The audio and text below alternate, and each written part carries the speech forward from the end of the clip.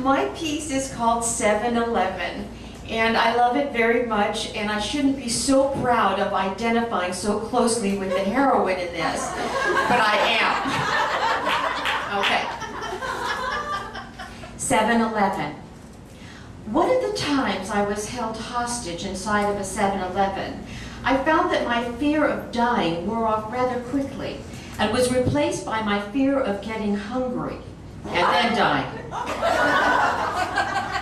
After a few minutes of lying face down on the cold tile floor, I began to crave one of the chocolate peanut butter balance bars on the shelf in front of me. I wasn't exactly hungry yet, but I knew that with the adrenaline rush I was having, I would be shortly, and I would be glad to have that balance bar.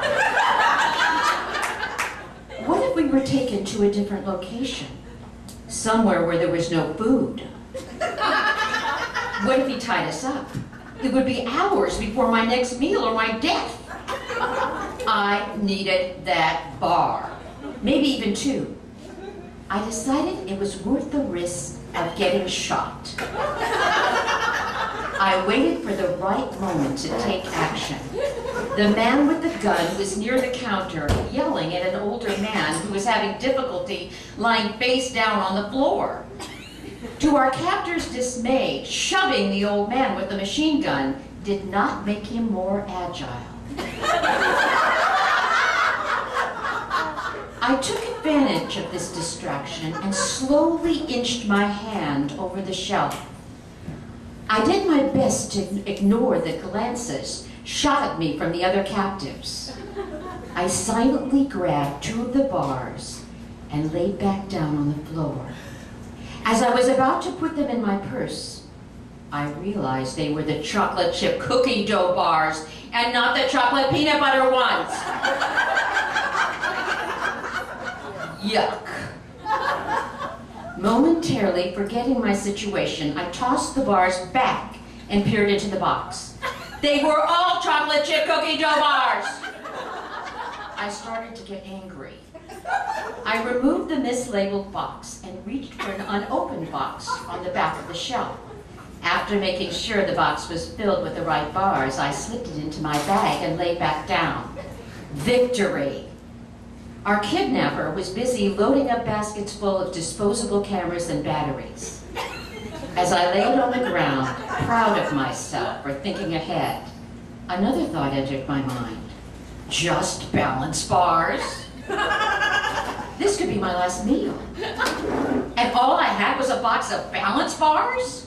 I at least needed something salty to go with the sweet. Potato chips! Shoot, they were in the next aisle. This was going to be difficult. I would have to climb over all the hostages. I trusted my ability to move silently, but could I trust theirs? I would have to.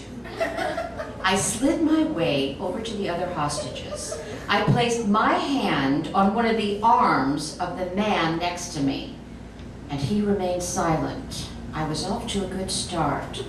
However, when I placed my knee on the small of his back and shifted my weight onto him, he went, oof!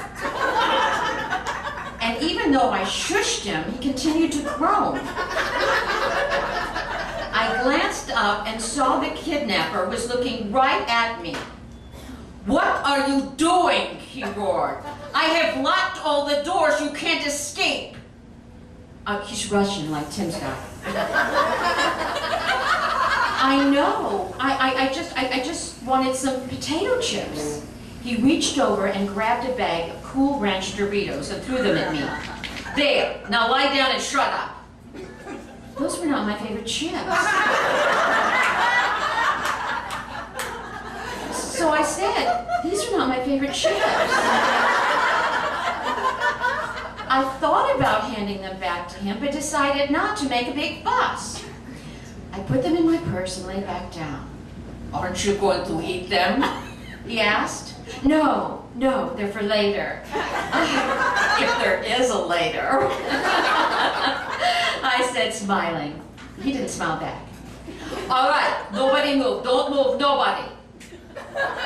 With the machine gun in one hand and the shopping baskets in the other, the man walked backwards over to the front door. He set his baskets down and fiddled with the keys. Now he was leaving, and I wondered if I would get to keep the food that was in my purse. This all happened much faster than I had imagined, and I'd been looking forward to eating those bars. I decided to open one of the balance bars and eat it, just in case they wanted to take it back. I figured that whatever food I ate during my captivity would be free. I was wrong. As soon as the kidnapper left, the clerk, who had locked himself behind the bulletproof counter, came out and told me I owed him $1.75 for the bar. And if I didn't put it back, he was going to call the cops.